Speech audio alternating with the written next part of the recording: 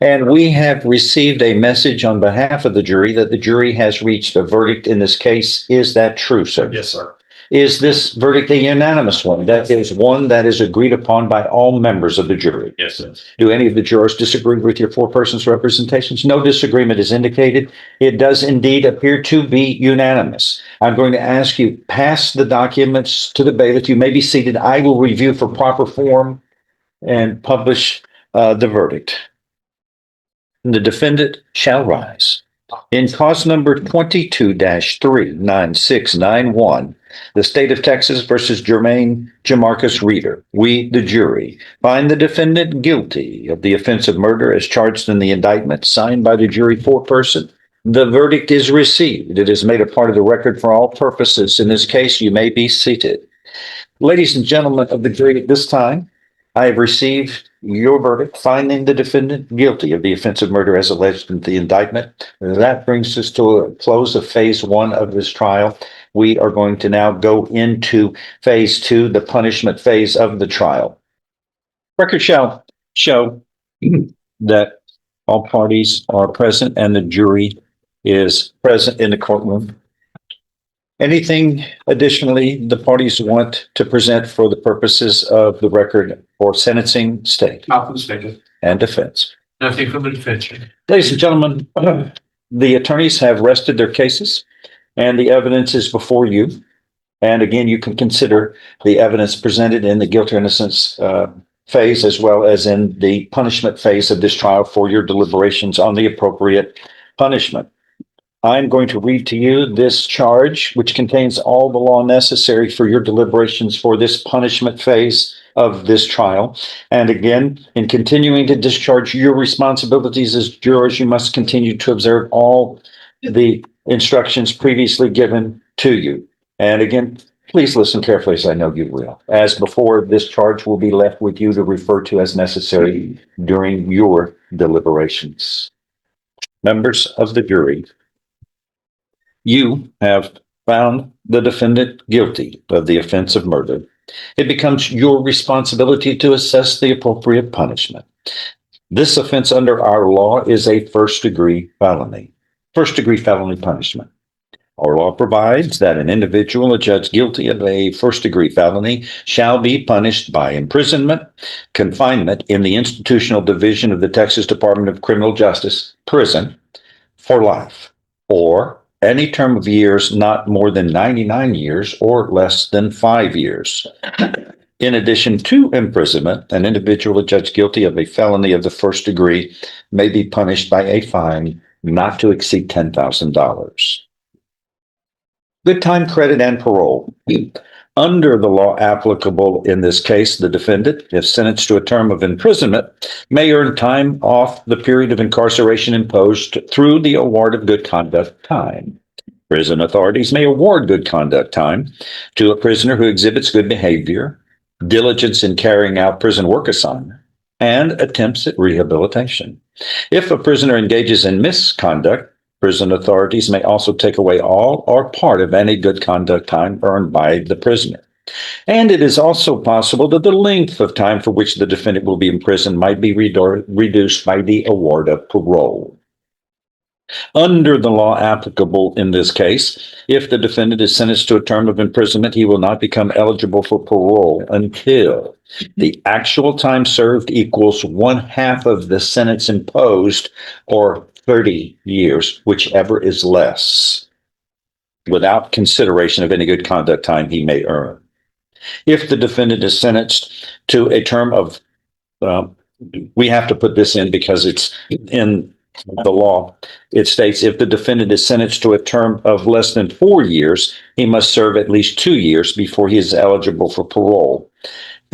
And once again, the minimum sentence for this charge here is a minimum of 5. So obviously, the way the legislature worded this, the 2 and the 4 is inapplicable, but it's in the statute. But it is not obviously applicable in this case because, again, the minimum sentence is 5 years. We start off with 5 for all first-degree felonies. Eligibility for parole does not guarantee that parole will be granted. It cannot accurately be predicted how the parole law and good conduct time might be applied to the defendant if he's sentenced to a term of imprisonment, because the application of these laws will depend on decisions made by prison and parole authorities. Now, you may consider the existence of the parole law and good conduct time. However, you are not to consider the extent to which good conduct time may be awarded to or forfeited by this particular defendant, because those decisions are not in your hands, they're in others' hands. And you are not to consider the manner in which the parole law may be applied to this particular defendant. General instructions. The attached verdict forms are supplied for your use. When you have reached your verdict, your foreperson should fill in the appropriate form and sign their name as foreperson. In arriving at your verdict, it is not proper to fix the punishment you assess by any system of averaging. Your verdict must be determined only by a full, fair, and free exercise of the opinions of each juror based upon the evidence presented. As before, your verdict must be unanimous. Your failure to follow the law contained in the charge could result in a mistrial being declared, and your deliberate violation of these instructions could result in your being held in contempt of court. I know that has to be said, but I trust you as jurors that you're going to do what is appropriate and honorable under the law. 4 options here. 1, we, the jury, assess the defendant's punishment at confinement in the institutional division of the Texas Department of Criminal Justice. I'll call that prison, for a term of blank years. And that would be no less than 5, no more than 99 in that option. Next, we, the jury, assess the defendant's punishment at confinement in prison for a term of blank years, no less than 5, no more than 99.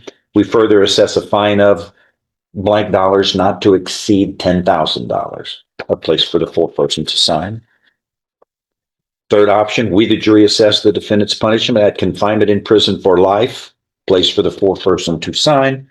And your final option, we, the jury, assess the defendant's punishment at confinement in prison for life. We further assess a fine of blank dollars not to exceed $10,000. Only one verdict form can be signed. As before, the state of Texas may open and close final arguments. What says the state? State will waive its right to open, reserve its right to close now. All right. Mr. Vasquez, for the defense, you may go forward when ready. Thank you. Mr. Laird, the hand. Mr. Reeder. Well, you reached your verdict quickly. Mr. Reeder was deemed competent to stand trial. He was not in, there was no insanity offense that could have occurred at the time of the incident. There's a lot of area in between. Mental illness, drug addiction, emotional disturbances, psychotic episodes, epileptic seizures, medication may have made it worse. And I realize this is all academic to the deceased and the deceased family. All they know is that someone they love is gone. You have a huge range between 5 and 99. You're the ones that assess the punishment, not me or Mr. Laird or the judge. I ask you to be merciful.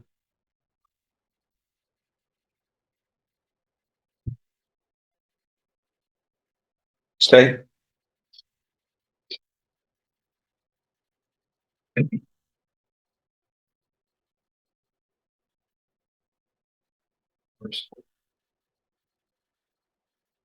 How merciful was a man who left someone moaning in a ditch, bleeding to death, knowing he's bleeding, because you heard the doctor say, when he cut that artery, it's like opening up a water hose. That blood had to be pouring out of him wherever he walked off and left his friend laying there in the ditch, or so-called friend. I look at all those medical records and talk about a person who's epileptic, who had a lot of seizures and then started using drugs and not taking their medications for whatever. And the only other thing you see in there is a mood disorder because of his aggression, and even they were concerned about his aggression as a young child, which scares me. And it should scare you, because he's not taking his stuff that he's supposed to be taking to try to keep that mood under control. He's taking synthetic when he's out on the streets. He's out there using it, and it's going to hurt somebody else. That's what should be going through people's minds when they listen to this, is not, his aunt and them love him, and I don't doubt a bit that they love him. They're here for him, and they're trying to help get some kind of mercy from you by showing all these records. But they don't get the reality of it is that he's gotten to be a grown up. He went out on his own and he stopped taking the help that was offered to him, and he made a choice. And that choice, you heard people say when they saw him out on the streets quite often, he was high and he was aggressive when he was high. And then he started escalating. And those voices and everything that you hear, you think about synthetic marijuana or stuff that you don't even know what's in it. That's why they call it synthetic marijuana.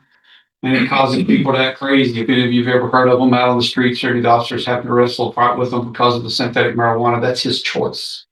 And it's not something that you say, oh, well, let's give him a lesser sentence for it, because what if he uses it again? Then what? I can't condone letting somebody out after they've killed somebody. I know that the juries give different sentences, but I want to tell you something. There's a family over here that every time there's a birthday, every time there's a Thanksgiving, every time there's a Christmas, when there's a wedding or a child is born, they're going to talk about that one person that they loved, that was so happy, that was so giving and everything. And yeah, he had a problem too, but you saw what his problem was. He didn't hurt anybody. He just went to sleep, or he just did, just hung around, whatever. He didn't bother anybody. Then there's this man right here. Yeah, he sits here and he doesn't look angry right now, but can you imagine what Chris Smith's last view of this man was on the face of this earth? The man he'd been giving food to, the man he'd been helping out, the man he walked with every day and shared his drugs with. And the last thing he saw was the anger on this man when he was sticking a knife in him and then walking away from him. Do you know what that takes? I want you to think about that in your heart and in your head. What does it take to stick a knife? That's a personal thing. Guns are at a distance. We always talk about knife wounds being the most personal because it's up close and you're right there with that person, and you stick that knife in them. After you've hit them several times with something, it's an anger and a rage, and it's a personal thing to stick a knife in someone and then do what? Watch them bleed and walk away. What's that take in a person? What kind of person is it that you want to say, that person should be walking the streets within the next 20, 30 years, doing drugs again, not paying attention to medications, and walking out on the streets and being able to do what he wants to do? That's how serious this is. Because every morning you wake up and you read in the newspaper, sometimes we look as prosecutors, and when I was a defense attorney now as a citizen also, you look and you go, was there another killing? Was there more violence in Beaumont? Was there more violence in Port Arthur? And it takes people as a community like you, as a jury, to say we've had enough. Every time there's going to be a violent crime, there's going to be an exact response to that. There's going to be a response that says, we're not doing this anymore. We're going to make our streets safe. We're going to keep people, whether they're using drugs or not, we're going to make it sure that those people know and other people know that you do something like this in our county. You do something like this on our streets, and you leave somebody laying there to die, you're going to pay for it. It's not comfortable, guys. It's not comfortable putting somebody, and I don't enjoy putting them in prison, but you know what? I know what necessity is. The necessity is that when you see something out there on the road that's going to hurt somebody, you take care of it. And you put it away for a long time. You put it away where it's never going to hurt anybody ever again. And the hard, cold reality is Christopher Smith is not going to walk out of that grave. His physical body is going to stay down there buried underneath that dirt. And they're going to have to go visit him. And the only way that this person right here has been able to keep from hurting people and be under is what his aunt said, that he's in a structured, controlled environment. And then he's okay. Well, that's a prison. Somewhere where people can watch him. He has doctors. He has people that can keep him because he won't do it himself. And when he gets out on the street, he becomes aggressive if he takes those drugs. And we don't want him out on these streets. So when you go back there, I want you to think, what is a life worth for me? What is a life worth? And second, how do we make these streets safe? Because this is part of your law enforcement stuff where you get to say, we get to take control of our community. Violence out here is enough. And third, I want you to say, is he going to get better? Has he gotten better? Or does he need to be somewhere where he can stay under the control of someone else? Looking at this and leaving him there and then going and taking a nap tells me this man needs to go and stay in there as long as Chris is in that ground. I've used this quote only once before, and I'm going to use it one more time. And it's from an old prosecutor magazine way back in the day, back in about 1989. And it goes like this. Life began with a single cell. And if justice is done, that's where that of the rest of his. I look forward to your birth.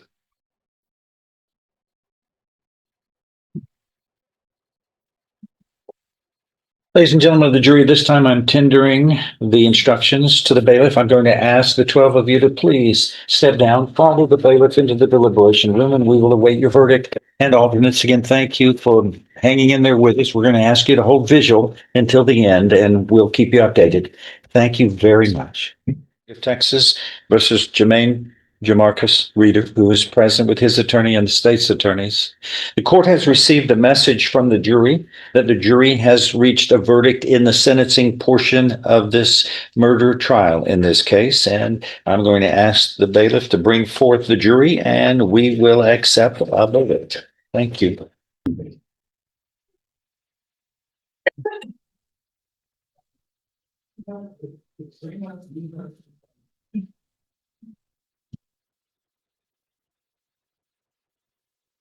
And the record shall now show that the jury is seated in the courtroom. And Mr. Pearson, as foreperson of the jury, we have received a message stating that the jury has reached a verdict in this punishment or second phase of this trial. Is that true? Yes, sir.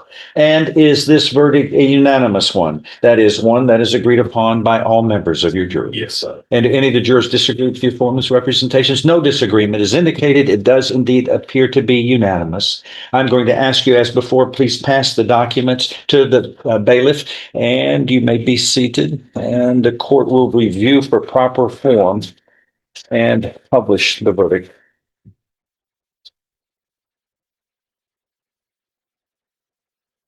The defendant shall rise.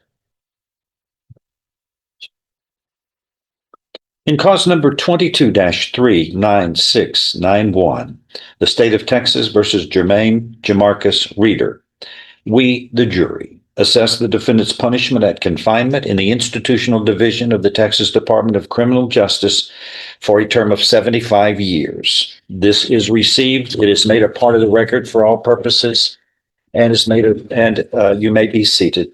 Thank you.